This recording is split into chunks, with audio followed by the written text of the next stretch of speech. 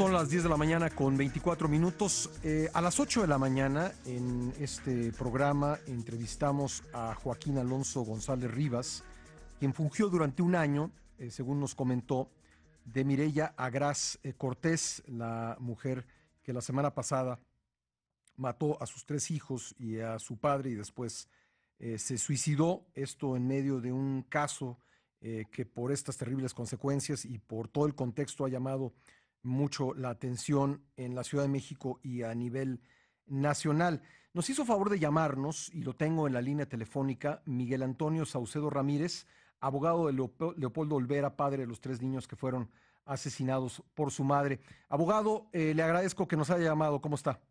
A usted, Pascal, muy amable, gracias. Le Bueno, agradezco mucho su espacio. entiendo que quisiera usted hacer algunas consideraciones sobre lo que dijo aquí el licenciado González Rivas. Así es. Mire, abogado, señor Pascal, realmente lo que ha sucedido en este asunto ha sido muy lamentable.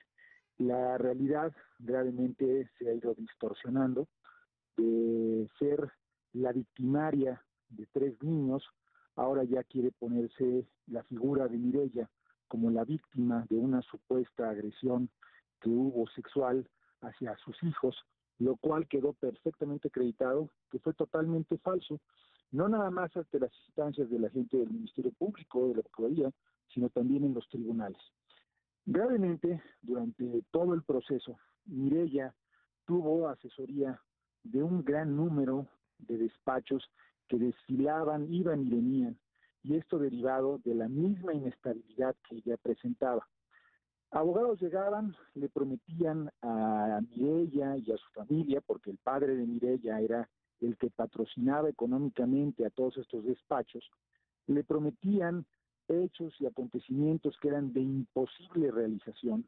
Ella compraba lo que quería escuchar de esos abogados, los contrataba, y al cabo de unos meses pues se daban cuenta que esas falsas promesas que todos estos 13 a 15 despachos que tuvo a lo largo de este juicio, todas estas promesas eran falsas. Los revocaba, se cansaba de ellos, se peleaba con ellos, los revocaba. Y en forma invariable siempre decía que había habido corrupción, que Leopoldo había comprado a los abogados, que Leopoldo había comprado a las autoridades, que se habían comprado agentes de ministerios públicos, que se habían comprado decisiones judiciales, pero el efecto real es que ella siempre quiso escuchar de los abogados lo que le prometían. Por lo que prometieron nunca fue cierto.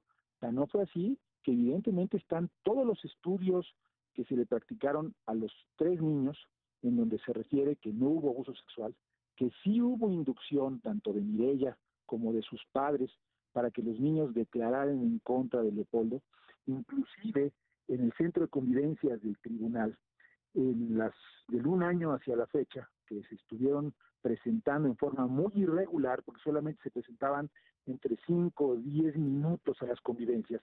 Los niños llegaban en forma muy agresiva con su padre, lo insultaban, lo ofendían, le escupían, pasaban 2, 3 minutos que ya no veían a Mireya o a los abuelos de frente y se acercaban con Leopoldo y le decían: papá, lo tengo que hacer porque si no mi mamá me pega, me regaña, me va a regañar mi abuela, me están diciendo que lo tenga que hacer. En los juegos que refería la misma trabajadora social en el centro de convivencias, en 2 o 3 ocasiones, uno de los niños refería con el papá: oye papá, vamos a jugar al abogado. Ay, a ver papacito, a ver, cuéntame, ¿por qué quieres que hagamos para que juguemos al abogado?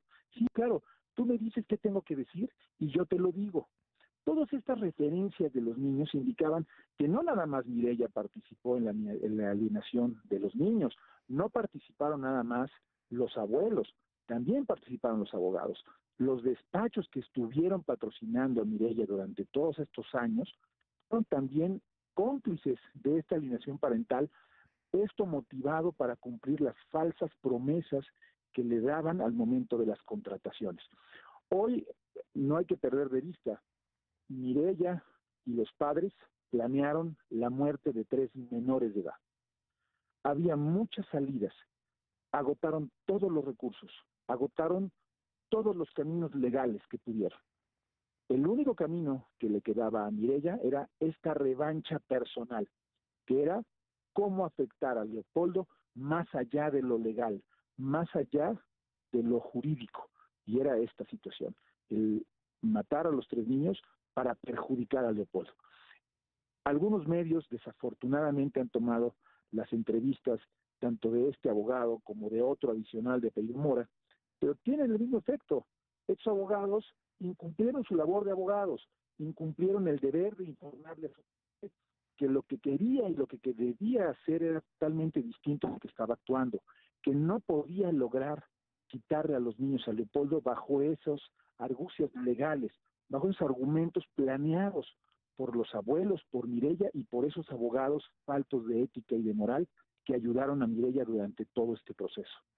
Por mi experiencia, licenciado, sé que en estos casos siempre hay dos versiones y nos interesa mucho escuchar las dos versiones. Yo quisiera preguntarle, eh, ¿por qué fue, en síntesis, por qué pidió, si ese fue el caso en este juicio, por qué pidió que se le negara la custodia de los niños a Mireya, a Gras, pero también a los padres de ella? Uno era las denuncias penales que por abuso sexual presentó Mireya en contra de Leopoldo. El haber arriesgado a Emiliano y a las 2 niñas a los estudios de la Procuraduría, a toda la serie de entrevistas, a presentarla ante la agencia del Ministerio Público para hacer diversas investigaciones y determinar que habían sido falsas las declaraciones de Mireya, que no había existido en forma absoluta abuso alguno, y que esto provocaba una violencia intrafamiliar en contra de los menores por haberlos expuesto de tal forma y haberlos llevado a mentir en contra de su padre. Ese fue el primer motivo. Segundo motivo que se dio es el intento de suicidio que previamente había tenido Mireya con un ingreso al Hospital Ángeles del Pedregal y diversas actitudes que ella tenía de violencia intrafamiliar, tanto para con Leopoldo como con los niños. La siguiente, la forma de manipulación tan grave que tenían los padres de Mireya para con Mireya y los menores. Y todo esto enfocado para obtener un solo fin, que era tratar de buscar una revancha en contra de Leopoldo. Por eso se tomó la decisión de iniciar el procedimiento de cambio de guarda y custodia, porque incluso no se hizo una pérdida de patria potestad, fue cambio de guarda y custodia, para tratar de que Mireya entendiera que lo que estaba haciendo era totalmente incorrecto. A mí me tocó personalmente hablar con Mireya en múltiples ocasiones en las audiencias en tribunales. Ella me iba a buscar a la oficina o me llamaba por teléfono tratando de buscar alguna solución, pero nunca entró en razón. Siempre se le indicó: Mireya, el camino que estás tomando es totalmente equivocado. Tú bien sabes que son mentiras todo lo que estás alegando de la supuesta violación o abuso sexual hacia tus hijos. No hay camino y lo único que estás provocando es que vas a perder la custodia de tus hijos. Siempre alegó: mis abogados saben lo que tienen que hacer, por eso los estoy contratando y por eso les pago. Licenciado, cuéntenos cómo está su defendido. Gravemente se encuentra mal anímicamente, se encuentra totalmente devastado porque haber luchado por sus hijos, haber tratado de cuidarlos por tanto tiempo, buscado que la justicia le hiciera razón y entendieran los jueces y agentes del Ministerio Público que tenían que actuar en forma inmediata y no esperarse a la mecánica burocrática de los procedimientos, y hoy encontrarse con este resultado es totalmente desalentador. He recibido inclusive instrucciones por parte de Leopoldo hoy en la mañana que ya no quiere que esto se haga más mediático, que busca que esto ya se vaya apaciguando, porque está cansado desafortunadamente de todo lo que ha sucedido. Se ha topado en redes sociales que lo han ofendido, que lo han insultado, opiniones que han sido sobre las rodillas, tratando de victimizar a Mireya, grupos feministas de extremo feminismo, que son a veces más graves que los machistas, han atacado a Leopoldo hasta el cansancio. Entonces él ya no quiere continuar, desafortunadamente. Esa es su decisión. El agente del Ministerio Público, junto con la Procuraduría de la Ciudad de México, tendría que llevar a cabo todas las investigaciones en la carpeta de investigación, porque no hay que perder de vista: esto no fue un suicidio, esto no fue una salida, esto fue un homicidio con toda la alevosía habida y por haber de 3 adultos en contra de 3 menores. El caso de la abuela, que pues sabemos está grave, pero está viva, ¿qué testimonio podría aportar a este caso? ¿Qué elementos? ¿Qué tendría que pasar con ella? Pues mire, sería un poco especular, pero por efecto de sentido común y un poco de práctica legal, le puedo comentar que la única que a ciencia cierta tiene conocimiento qué sucedió esa noche del miércoles con los menores, qué es lo que hicieron con ellos, por qué tomaron la decisión, qué los orilló a tomarla, qué sustancias ingirieron, qué orden de ingesta para cada uno de los menores se hizo, cómo lo hicieron, debe ser la abuela. Ahora bien, por la situación que se encontró en la habitación de que había dinero exprofeso para gastos funerarios, había testamentos perfectamente alineados y guardados para que quien llegara los tuviera a la mano. Había escrituras de propiedad, había instrucciones precisas para los hermanos de Mireya, había cartas póstumas.